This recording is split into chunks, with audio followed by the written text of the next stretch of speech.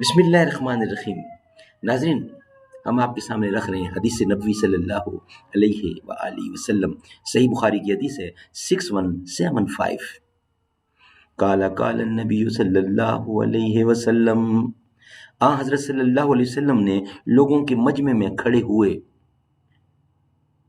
حضرت لوگوں کے مجمع میں کھڑے ہوئے اور اللہ کی اس کی شان کے مطابق تعریف کرنے کے بعد آپ نے دجال کا ذکر کیا اور فرمایا کہ میں تمہیں اس سے ڈراتا ہوں، کوئی نبی ایسا نہیں گزرا جس نے اپنی قوم کو اس سے نہ ڈرایا ہو۔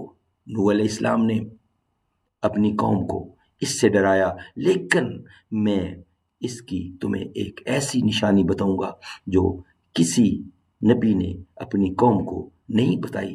تم جانتے ہو کہ وہ کانا ہوگا، یعنی اندھا ہوگا، اور اللہ کانا نہیں ہے۔ ناظرین، یہی ہے صحیح بخاری کی حدیث 6175 جو ہم آپ کے سامنے رکھ رہے تھے۔ صدق اللہ العلی العظیم و صدق رسولہ النبی الکریم۔